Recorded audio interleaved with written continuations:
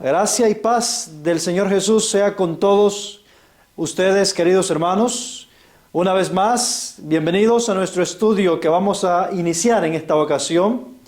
Hoy vamos a tratar un tema muy importante, tiene que ver con el último libro de las Escrituras. Es decir, tiene que ver con el Apocalipsis. Algunos generalmente tienen temor tratar asuntos o temas del Apocalipsis. Incluso es bastante raro escuchar dentro de nuestra iglesia temas relacionados con el Apocalipsis. Hay varios motivos, varias razones. Una de ellas, algunos dicen de que es bastante confuso, es un libro que tiende a dar muchas cosas a través de símbolos, figuras extrañas para nuestra generación que quizás no comprendemos del todo. Y hay otros que dicen de que ese libro no es importante, que ese libro en sí no tiene mucha información relevante para la salvación, que basta creer en Jesús y eso es todo lo que necesitamos. Hermanos, hoy vamos a estudiar este último libro, o vamos a estudiar una de las profecías de este último libro, con el propósito de entender una de las tantas cosas que como adventistas del séptimo día tenemos que entender. Quiero decirles que el último libro de la Biblia en sí es el libro que habla acerca de los acontecimientos que van a venir en el periodo del tiempo del fin. Es un libro que básicamente se enfoca en los acontecimientos finales. Aunque tiene información histórica para entender la precedencia de todos estos eventos, en realidad su concentración, su objetivo es tratar temas del tiempo del fin. Así es de que hoy vamos a estudiar un tema que particularmente como iglesia adventista del séptimo día necesitamos entenderlo en su cabalidad. Antes, quiero invitarles a venir de rodillas para poder elevar una oración a nuestro Salvador. Querido Padre Celestial, que habita el cielo, la tierra y en todo cuanto existe, gracias, Padre amado, por darnos el privilegio de venir ante usted de rodillas. Queremos, Padre, pedirle la presencia de su Santo Espíritu. Por favor, dótenos de la gracia del cielo. Obre en nuestra vida, Padre, para entender el estudio de esta hora. Y bendice cada alma sincera. Todas aquellas almas sinceras que se van a dar el tiempo para estudiar este maravilloso tema. Señor, en sus manos nos ponemos. Le pedimos que nos esconda detrás de la justicia de Cristo y que Cristo sea nuestro garante delante del trono celestial. Por favor, ministrenos en el nombre de Jesucristo. Amén. Quiero llevarles a una cita de Testimonios para Ministro, página 118. Nuestro estudio tiene que ver con el séptimo sello. Ustedes saben de que hay una profecía impresionante y aunque hoy no vamos a tratar los 7 sellos, sí vamos a tratar el séptimo sello. El séptimo sello en sí es el sello que le concierne al periodo de la hora undécima. Es decir, la última sección de la historia de este mundo le concierne a este séptimo sello. Por lo cual es de suma importancia que usted y yo estudiemos, investiguemos a cabalidad en qué consiste este séptimo sello. Voy a leerles una cita en el libro de Testimonios para Ministro, página 118. La cita dice así, póngale mucha atención. Los peligros de los últimos días están sobre nosotros y en nuestro trabajo debemos de amonestar a la gente acerca de los peligros en que está. No se dejen sin tratar las solemnes escenas que la profecía ha revelado. ¿Cuáles son esas solemnes escenas que la profecía ha revelado? Si nuestros hermanos estuvieran despiertos, aunque fuera a medias, si se dieran cuenta de la cercanía de los sucesos descritos en el Apocalipsis. ¿En cuál libro? En el Apocalipsis. Se realizaría una reforma en nuestras iglesias. Y mucho más creerían el mensaje. No tenemos tiempo que perder. Dios nos pide que velemos por las almas como quienes han de dar cuenta, presentar nuevos principios y acumular la clara verdad. Ella será como espada de doble filo, pero no os manifestéis demasiado dispuesto a asumir una actitud polémica. Hay ocasiones en que hemos de quedar quietos para ver la salvación de Dios. Dejad que hable Daniel y el Apocalipsis y digan cuál es la verdad. Lo primero que descubrimos en esta cita es que tanto el libro de Daniel como el libro del Apocalipsis tienen una verdad que decirnos. Debemos darle el privilegio o debemos darle la oportunidad que Dios nos hable a través de estos dos libros. Hoy vamos a estudiar el último libro, es decir, el Apocalipsis, o parte o una profecía que es parte de este último libro, que es el séptimo sello. Hermanos queridos, hay verdad en cada renglón, en cada frase, en cada texto que se encuentra en los 22 capítulos del último libro de la Biblia. Si alguien viene con la idea o el pensamiento de decirnos de que el último libro de la Biblia no es importante, que no es necesario que entendamos en sí el libro del Apocalipsis para salvarnos, yo quiero decirles que toda escritura es inspirada por Dios y es para nuestra salvación. No solamente una fracción de las escrituras, sino todas las escrituras. Yo no puedo decir que el libro del Apocalipsis no es necesario para la salvación, porque hay una sentencia, una advertencia incluso. Cualquiera que le quite o cualquiera que le ponga a este libro, Dios también hará que las plagas que están en este libro caigan sobre ellos. Es decir, si hay una advertencia severa para aquellos que quiten o pongan a las palabras de este libro, quiere decir que para el cielo es de suma importancia poder entender lo que está escrito en este último libro de la Biblia. La inspiración dice que si nosotros estuviéramos tan siquiera a medias despierto, dice, y estudiáramos el Apocalipsis, una gran reforma profunda se produciría en nuestras iglesias en alrededor de todo el mundo. En otras palabras, el libro del Apocalipsis es vida, es reforma y reavivamiento. Si la iglesia en realidad quiere reformarse, quiere revivir de su condición deplorable en la cual hemos caído todos, debemos estudiar en profundidad las grandes profecías del libro del Apocalipsis, donde se encuentran y terminan todos los libros de la Biblia. Hermanos queridos, las palabras son solemnes. Si tan siquiera despertáramos a media, si tan siquiera nuestros sentidos despertaran por lo menos un poco, entenderíamos que estamos viviendo en tiempos cruciales y que de nosotros depende entender el desarrollo de estos tiempos cruciales en la cual estamos entrando. Estamos viendo un sinnúmero de acontecimientos alrededor del mundo, un sinnúmero de acontecimientos que están pasando enfrente de nuestra vista.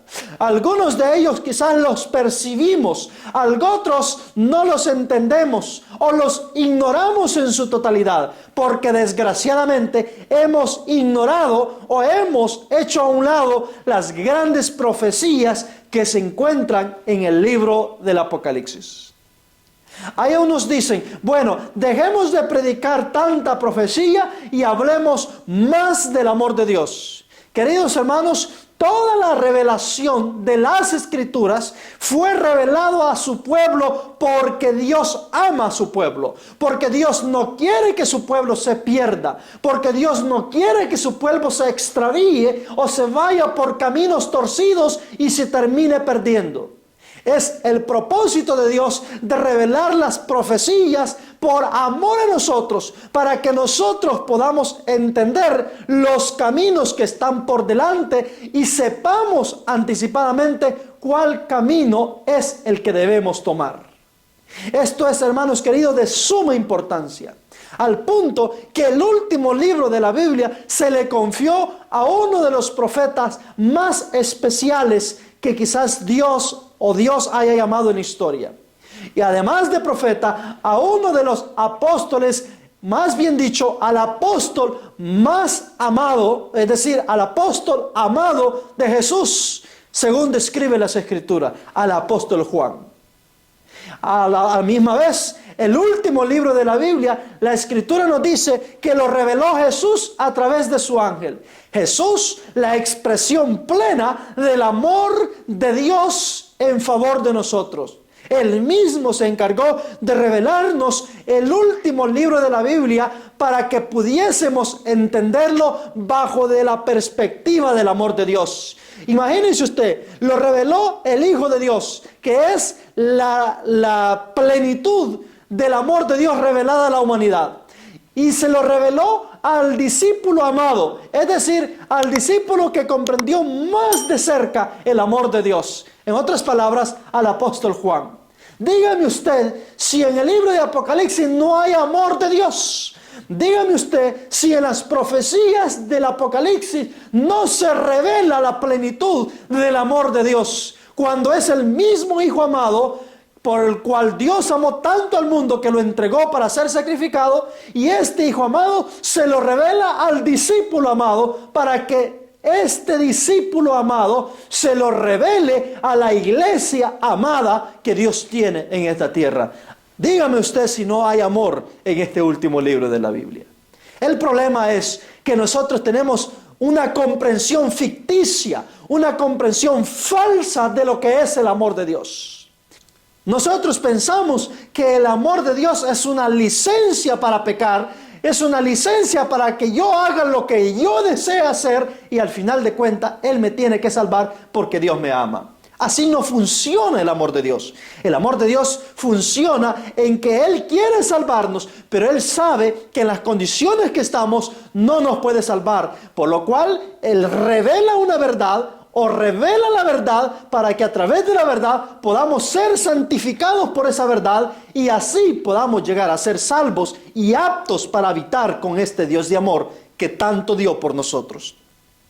Mis queridos, es impresionante cómo Dios se ha manifestado a nosotros a través de diferentes formas, pero con un único objetivo, para que por amor podamos ser salvos a través de todos los medios que Él ha provisto. Él nos ha hablado de diferentes formas, a través de parábola, a través de historia, a través de profecías, a través de tipología, a través de muchas cosas. Es decir, de diferentes formas, Dios se ha manifestado a nosotros. No hay duda, ni tampoco hay razón para pensar de que Dios no ha hecho todo lo que puede hacer para salvarnos y redimirnos de nuestra condición. Ahora, mis queridos, para hablar del séptimo sello, es necesario que entendamos un poco lo que le precede al séptimo sello. El séptimo sello, según se introduce diciendo en el libro de Apocalipsis capítulo 8, tiene o trata con una media hora de silencio, o casi media hora de silencio que se produce. Pero el contexto de esta media hora de silencio, lo que precede antes de eso, vamos a poder visualizarlo en los capítulos anteriores. Así es de que vamos a tratar de dar un vislumbre general de todo lo que nos va a llevar hasta la apertura del séptimo sello. Lo primero que tenemos que entender es que cuando Dios le revela a través de su Hijo a Juan el libro del Apocalipsis, Dios se lo revela en dos diferentes escenarios. En una ocasión, ustedes saben, de que Juan, por causa del testimonio de la verdad, estaba en la isla de Patmos. Es decir, fue mandado por el emperador romano al exilio a la isla de Patmos. Y en esa soledad, en ese sufrimiento y condición difícil que él estaba viviendo en la isla de Patmos, dice la Escritura que Jesús se hizo presente. Es decir, bajó y se hizo presente para encontrarse con Juan, ahí en la isla de Patmos. Eso lo podemos ver en el capítulo 1. La Escritura también nos dice de que cuando Jesús bajó, dice de que Jesús le dio una revelación. Le mostró el Señor Jesús qué es lo que iba a acontecer con la iglesia por la cual él había luchado tanto y por la cual Juan, a causa del testimonio de la verdad que esa iglesia profesaba, se encontraba en el exilio en ese momento. Por eso es de que Juan tenía muchas perplejidades. Una de las perplejidades que había en la mente de Juan es qué es lo que iba a pasar con esa iglesia por la cual él había entregado aún su propia vida ante el César para ser sacrificado a causa de esa iglesia, es decir, la iglesia cristiana. Así de que había una gran incertidumbre. ¿Qué será el fin de la iglesia de Dios? ¿Qué será el fin del pueblo de Dios en el porvenir? Y en esa incertidumbre, él clama, él pide a Dios dirección y Jesús se hace presente y se revela a él un día sábado, dice la inspiración. Dios se reveló a través de su Hijo, bajó su Hijo en el séptimo día de la semana, en el día del Señor, para encontrarse y revelarse a Juan y así mostrarle a Juan qué es lo que iba a acontecer en los días venideros. Es decir, cuál iba a ser el desenlace de esta iglesia. Así es de que lo primero que Dios le revela a Juan es las 7 etapas que la iglesia cristiana iba a pasar. Por eso es que vamos a ver que en esta visión Juan recibe la información de las 7 iglesias que se le llaman en un lenguaje popular las 7 iglesias del Apocalipsis. De ahí el Señor Jesús le explica a Juan todos los sucesos que iban a venir y cómo iba a ser el desenlace y la condición de cada una de esas etapas de la iglesia de Dios. También le explica cuál era la etapa que Juan tenía o estaba viviendo en ese momento, es decir, la primera etapa. También le explica y le dice que en esa primera etapa la iglesia del Señor iba a sufrir, iba a pasar momentos difíciles, pero aún así iba a prevalecer y otras etapas vendrían después de ella. Con esta visión, Juan fue fortalecido, entendió que había un plan orquestado por Dios y que la iglesia no estaba perdida en manos de Satanás. Así es de que, después de que el Señor Jesús le reveló esta visión, dice la inspiración que Juan recibió una segunda revelación. En realidad, todo el libro del Apocalipsis fue revelado en 2 visiones extensas. La primera visión, Jesús baja a la isla de Patmos, le revela la historia de la iglesia cristiana, la iglesia que Jesús había fundado y por lo cual Juan estaba en el exilio por causa del testimonio de la verdad de esa iglesia. Y luego Jesús le revela la segunda visión. Pero en esta segunda visión ya no va a ser en la isla de Patmos. En esta segunda visión, el Señor Jesús se lleva a Juan hasta el cielo en el Espíritu. Así de que la visión siguiente, es decir, la segunda revelación, el Señor se la muestra a Juan, pero en el tercer cielo, en una escena única que Juan iba a presenciar. Recordemos que Juan ya está casi por concluir el primer siglo. Es decir, el libro del Apocalipsis se está escribiendo, se está revelando en las últimas décadas o últimas 2 décadas del primer siglo. Es decir, de los primeros 100 años de la era cristiana. Así es de que Juan es trasladado al cielo y es presentado en una escena donde él va a recibir toda la revelación que va a proseguir a partir de lo que hoy llamamos el capítulo 4 del Apocalipsis. A partir del capítulo 4 del Apocalipsis empieza la segunda visión y a partir de ahí Juan va a recibir una serie de acontecimientos, tanto históricos como futuros, más especialmente de lo que habría de acontecer. Y obsérvese lo que la inspiración dice. En el capítulo 4 del Apocalipsis, en el versículo 1, leemos lo siguiente. Después de estas cosas, miré y he aquí una puerta abierta en el cielo. Y la primera voz que oí era como de trompeta, que hablaba conmigo diciendo, sube acá y yo te mostraré las cosas que han de ser después de estas. Obsérvese que dice que después de estas cosas miré. ¿Después de qué cosas? Bueno, después de las cosas que el Señor le reveló en la primera visión. Es decir, después de ver la historia de la iglesia cristiana revelada a través de 7 periodos, ahora viene y mira otras cosas. Y dice que una voz en el cielo le dijo a Juan, sube acá, una voz como de trompeta, le dijo, sube acá, es decir, sube al cielo, porque la voz venía del cielo, sube acá y te mostraré las cosas que han de ser después de estas. Es decir, después de esas 7 periodos que Jesús le había revelado ya en el capítulo 2 y en el capítulo 3 del Apocalipsis. Es decir, después de la revelación de la historia de la era cristiana o de la iglesia cristiana, el Señor Jesús le dice, sube acá y ahora te voy a mostrar lo que va a acontecer después de estas cosas. En otras palabras, a partir del capítulo 4, lo que Juan va a recibir es información de acontecimientos que van a ocurrir en el tiempo del fin. Y ahora, obsérvese lo interesante. Lo primero que Juan ve es una puerta abierta. En otras palabras, Juan entra o va a una escena muy particular allá en el cielo. Y a la escena a la cual él va a participar es la escena del juicio, la escena del santuario.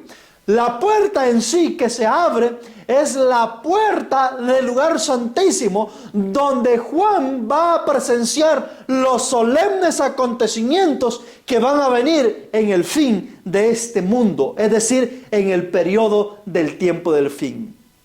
Aquí hay algo que debemos corregir. Hay algunos predicadores que enseñan que la escena del capítulo 4 y la escena del capítulo 5 del Apocalipsis es una escena que concierne inmediatamente al momento cuando Jesús subió al cielo después de su resurrección.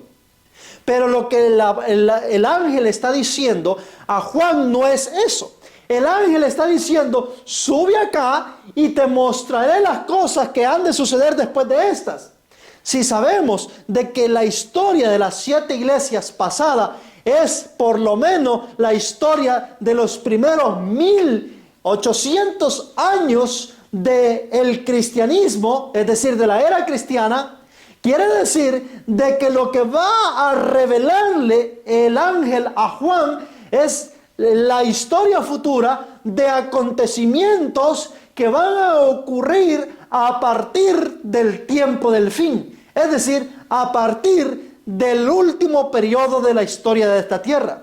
Por eso le dice el ángel, te mostraré cosas que han de suceder después de estas. Es decir, las cosas que el ángel le va a revelar, es decir, que Jesús le va a revelar a través del ángel a Juan, son cosas que iban a suceder en el futuro del tiempo de Juan, no en el pasado del tiempo de Juan. Si Juan está viviendo y recibiendo esta revelación en la última década de la era del primer siglo de la era cristiana, es evidente que lo que Dios le va a revelar en el capítulo 4 no es la escena inmediatamente cuando Jesús sube al santuario, cuando se presenta después de su sacrificio.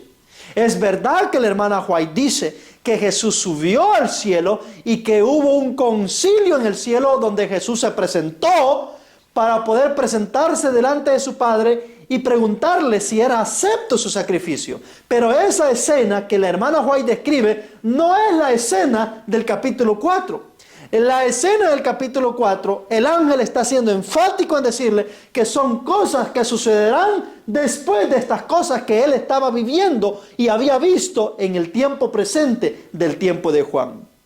Lo que Jesús le va a revelar a Juan no son cosas de 5 décadas atrás de lo que había ocurrido aproximadamente en el tiempo cuando Jesús subió al Padre, sino de cosas que sucederían después de lo que Dios le ha revelado en la primera visión. Así es de que entendiendo esto, mis queridos, todo lo que describe el capítulo 4, hoy no lo vamos a estudiar detalladamente el capítulo 4, lo vamos a estudiar cuando tratemos la serie de los 7 sellos, pero todo lo que describe el capítulo 4 y el capítulo 5 son acontecimientos que envuelven el juicio investigador que iba a iniciar a partir de 1844 en el cielo. Es decir, lo que el Señor le va a revelar a Juan es el juicio que se iba a aperturar en 1844 allá en el cielo. Y eso es lo que el Señor le revela a Juan y por lo cual lo hace venir para que Juan sea un testigo ocular, presencial de ese escenario de juicio que iba a venir en el periodo del tiempo del fin y de la cual el libro de Apocalipsis da la información necesaria de tal acontecimiento.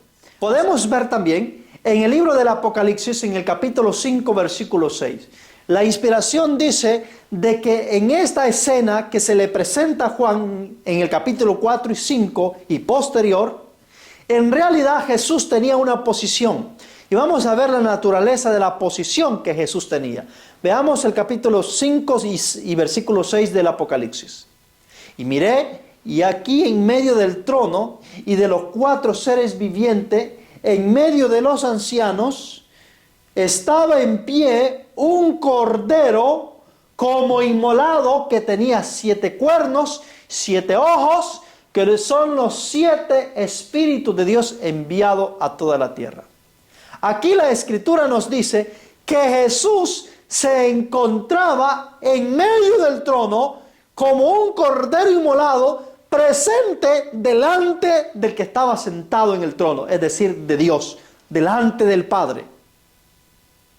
¿Qué quiere decir esto? Que en la escena en la cual Apocalipsis capítulo 5 está presentando a Jesús, lo presenta como un mediador, mediando en favor de la raza humana en un juicio. Porque en la misma escena, en el versículo 1 en adelante del capítulo 5 de Apocalipsis, dice que el anciano de día tiene un libro escrito por dentro y por detrás. Es decir, por delante y por detrás, por dentro y por fuera. Un libro escrito donde están los 7 sellos. En este libro escrito, como vamos a leer en un futuro, en unas citas que vamos a tocar, encontramos que se encuentra toda la historia de la humanidad que va a ser juzgada en ese juicio. Ahí podemos entender la naturaleza de esta escena. Jesús se encuentra delante del trono como un cordero inmolado, como un mediador entre Dios y el hombre.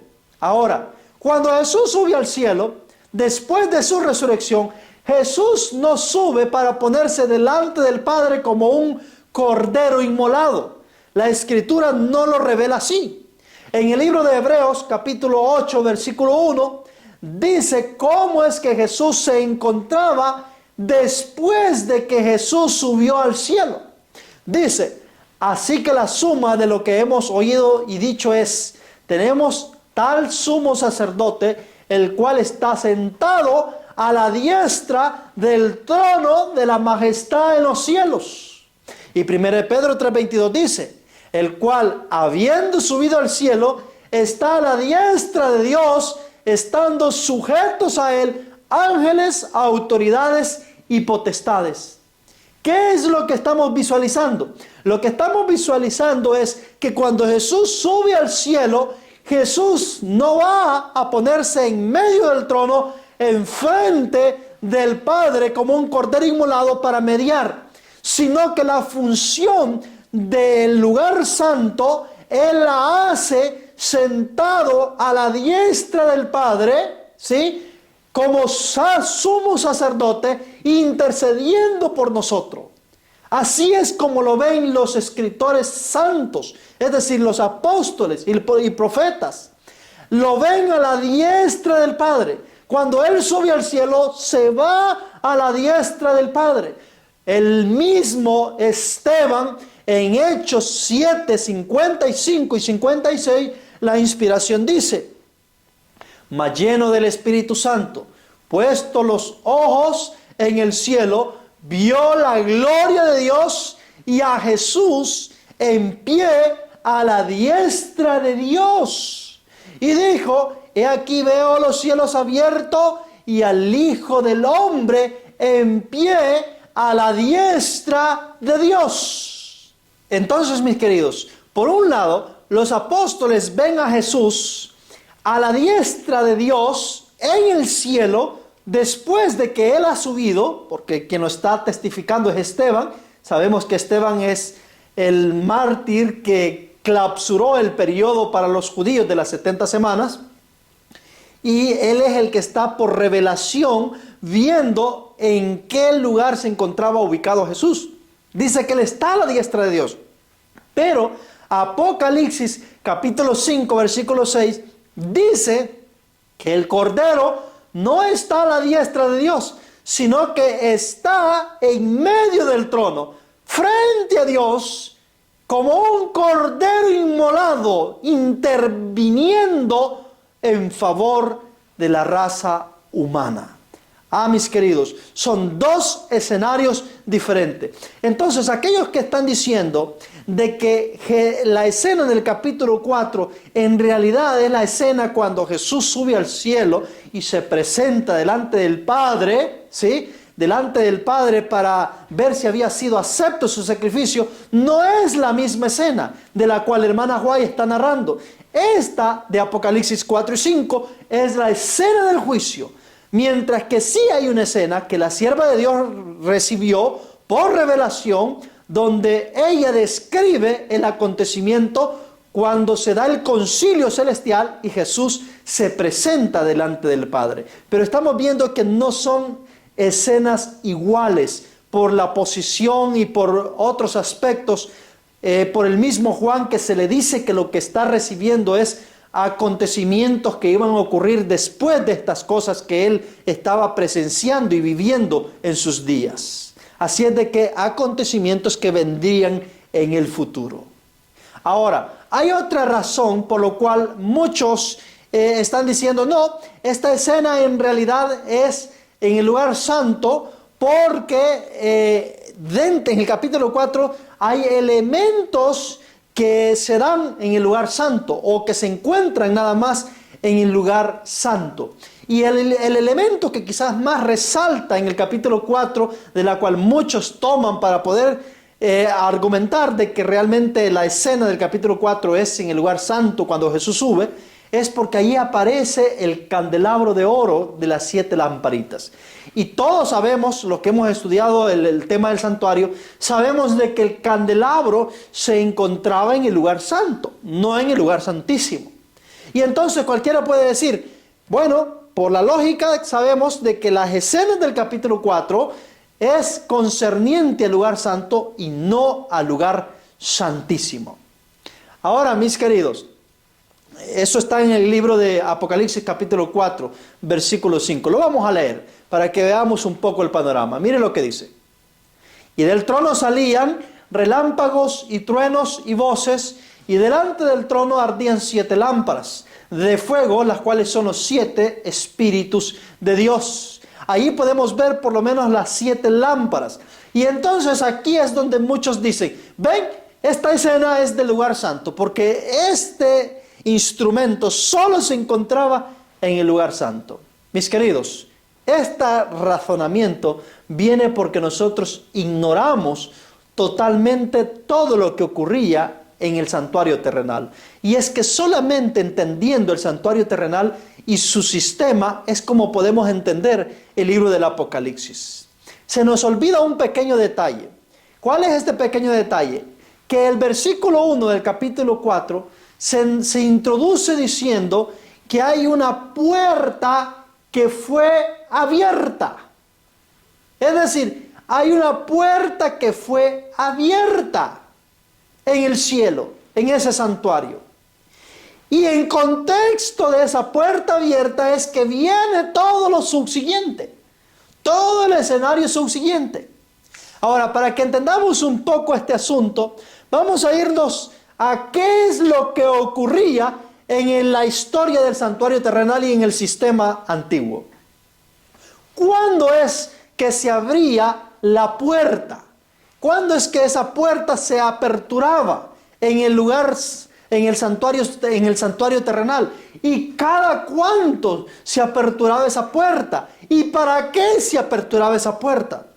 Bueno, la puerta se aperturaba cada día 10 de cada séptimo mes del año judío. Es decir, cada 10 del séptimo mes, la puerta del lugar santísimo se abría. ¿De acuerdo? Se abría y el sumo sacerdote entraba para mediar delante del arca del pacto que representa el trono de Dios. En sí, el trono de Dios en el lugar en el santuario terrenal lo encontrábamos en figura solamente en el lugar santísimo. Estamos viendo que en el capítulo 4 hay un trono y hay 24 tronos alrededor, pero hay un trono principal y es el trono de Dios donde está sentado el anciano de días. Desde ahí deberíamos concluir de que la escena que presenta el capítulo 4 tiene que ver con el lugar santísimo, no con el lugar santo.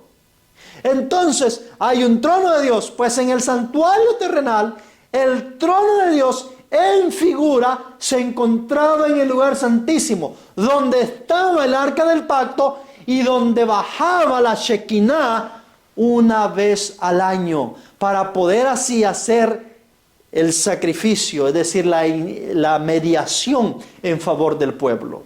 Ahora, mis queridos hermanos, ¿cómo se le llamaba a este día? A este gran día que describe la historia en el día 10 del séptimo mes. Se le llamaba el gran día de la expiación. Ese día era especial. En ese día era tan especial que el mismo sacerdote tenía que santificarse, él y todo el pueblo, porque en ese día el sacerdote iba a entrar al lugar santísimo, a la presencia de Dios, al trono de Dios en figura, para hacer mediación por el pueblo de Israel. ¿Y qué sucedía? Hermanos, lo que sucedía, tal como ustedes lo van a ver en esas gráficas que les voy a poner en la pantalla, lo que sucedía es que una puerta del lugar santo se cerraba y otra puerta se abría. Es decir, ¿cuál es la puerta que se abría? Se abría la del lugar santísimo. ¿Por qué se cerraba la del lugar santo?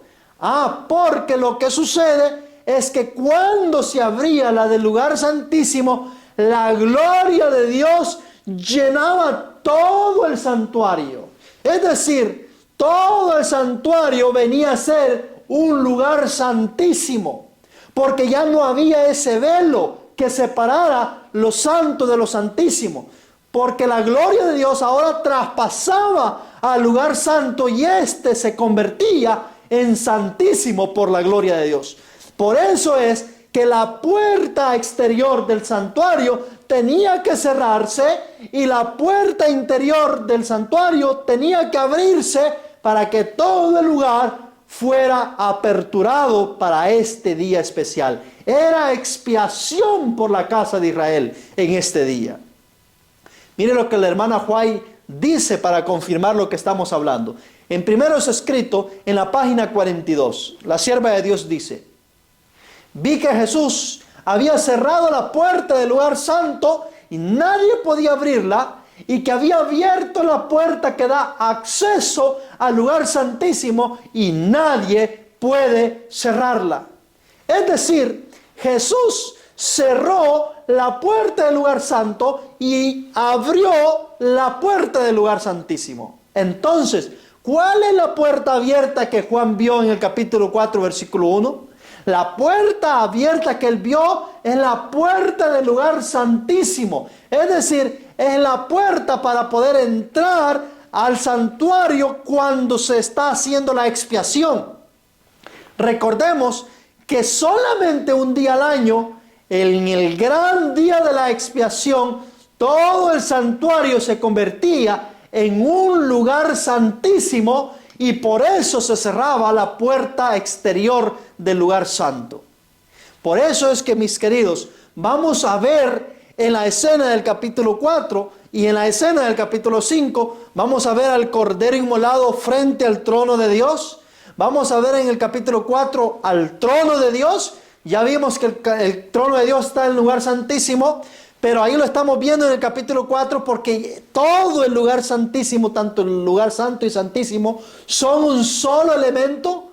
Vamos a ver el candelabro porque en ese momento del gran día de la expiación, el candelabro está ahí, la mesa de los panes está ahí, el altar del incienso está ahí, el arca del pacto está ahí. Todos estos elementos están como un todo, en un solo conjunto, en una misma escena de juicio, porque es el gran día de la expiación.